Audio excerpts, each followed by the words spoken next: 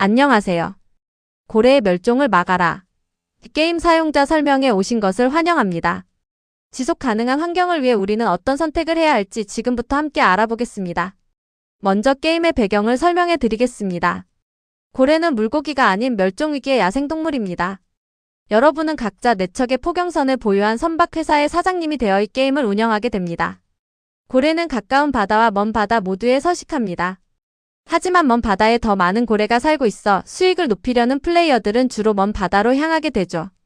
이것이 어떤 결과를 가져올까요?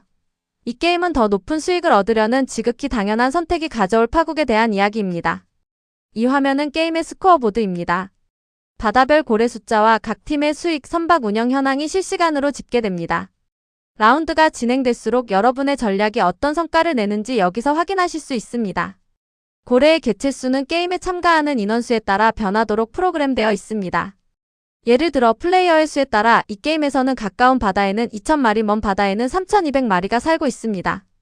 게임이 진행하면서 매 라운드에 이 수치가 어떻게 변해가는지 지켜봐야 합니다. 각 라운드에서 포경선들이 가까운 바다와 먼 바다로 가서 고래를 잡게 됩니다.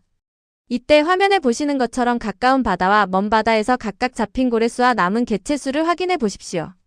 이 게임에서는 라운드가 끝나면 살아남은 고래들이 2배로 번식한다고 가정합니다. 이 게임에서의 매 라운드는 고래의 번식 기간과 같다고 보면 되겠습니다. 물론 무조건 2배로 늘어나는 것은 아닙니다. 바다마다 고래가 살 수 있는 수용 한계가 정해져 있을 것입니다. 이 게임에서는 가까운 바다는 2000마리, 먼 바다는 3000마리가 되겠습니다. 고래 숫자가 이전 라운드의 2배 가까이 늘어나게 되지만 과연 무분별한 포획 속도를 따라갈 수 있을까요? 고래를 잡았을 때 어느 정도의 수익이 나는지 계산해 보겠습니다. 배 한 척당 가까운 바다에서는 15마리, 먼 바다에서는 25마리를 잡을 수 있습니다. 당연히 효율이 높은 먼 바다로 배를 보내고 싶어지겠죠. 하지만 모두가 먼 바다로 몰리면 고래는 빠르게 사라집니다. 먼 바다의 고래가 멸종되면 포경선들은 다시 가까운 바다로 집중될 것이고 결국 바다 전체의 고래가 위험에 처하게 됩니다. 고래 한 마리당 30원의 가치가 있습니다. 먼 바다에 4척을 보내면 3,000원의 수익이 나지만 가까운 바다는 1,800원에 그치죠. 이 수익 차이가 바로 환경 파괴의 원인이 됩니다. 물론 먼 바다가 유리해 보이지만 모두가 먼 바다로만 가면 제한 인원 초과로 탈락할 위험이 있습니다. 그럴 경우 수익은 0원이 되는 최악의 상황을 맞이하게 됩니다. 매 라운드마다 전체 플레이어 수의 50% 이상에 달하는 추가 선박이 경매에 나옵니다. 더 많은 수익을 내고 싶은 사장님들은 경매에서 낙찰을 받아야 하죠. 문제는 라운드가 진행될수록 전체 선박수가 기하급수적으로 늘어난다는 점입니다. 배가 많아질수록 고래의 남획은 더욱 가속화되겠죠. 초기에는 고래 숫자가 버텨주겠지만 어느 순간 개체수가 급격히 줄어들 것입니다. 게임은 최대 15라운드까지 진행되지만 고래가 멸종되면 그 전에 게임은 끝납니다. 이를 막기 위해 바다별로 고래 보호를 위한 팀 참여 인원을 제한합니다. 이 게임에서는 플레이어 수의 80%까지로 제한하고 이 게임에서는 14명이 최대입니다. 결국 무작위로 선발된 14팀씩만 해당 바다에서 고래 포획이 가능합니다. 이 선정 방식은 매번 무작위로 진행됩니다. 따라서 어느 라운드에 어떤 바다에서 포획 허가를 받을지 알 수 없기에 전략적인 판단이 더욱 중요해집니다. 고래가 550마리 수준으로 줄어든 13라운드를 보십시오. 이제 먼 바다에 갈 수 있는 팀은 단 3팀으로 제한됩니다. 이 상황에서 무리하게 먼 바다로 향하면 수익은 0원이 될 확률이 높습니다. 14라운드에 결국 먼 바다의 고래는 멸종되었습니다. 이제 먼 바다로는 더 이상 배를 보낼 수 없죠. 그러면 다음 라운드에는 모든 배가 가까운 바다로 몰릴 테고 그곳의 고래들도 뒤따라서 멸종될 것입니다.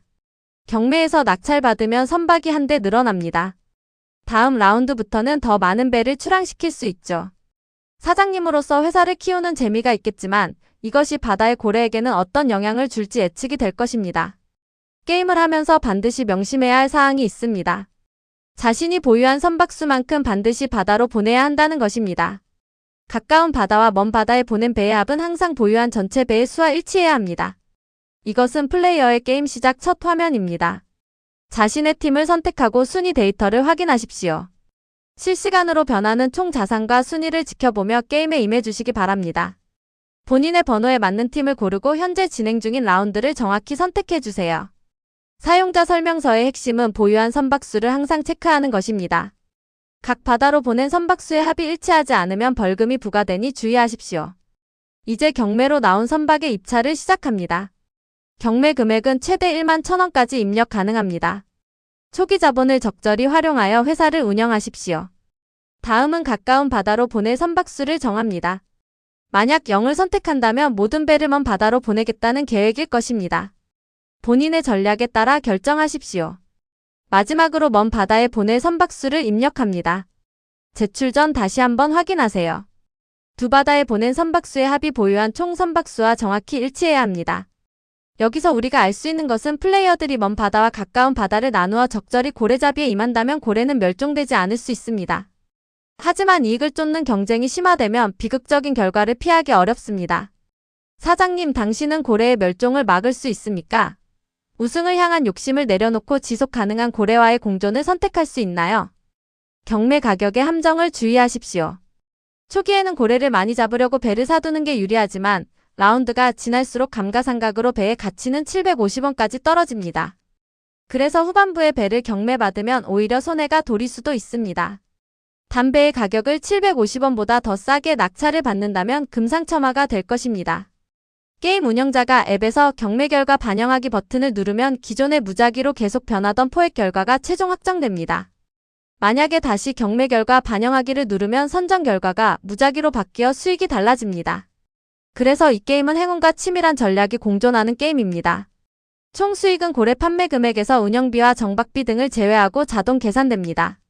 사장님들은 복잡한 세부 비용보다는 라운드별로 창출되는 총 수익에 집중해 주십시오.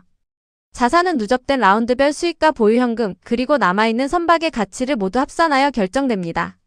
최종 우승자는 이 모든 것을 고려한 높은 자산을 가진 분이 되겠죠. 활동지를 기록해 보십시오. 각 라운드마다 고래 숫자를 기록하고 그래프를 그려보면 정규 분포 곡선과 유사한 생태계 변화의 흐름을 확인하실 수 있을 것입니다. 수고하셨습니다. 지속 가능한 환경을 위해 고민해본 뜻깊은 시간이 되셨길 바랍니다.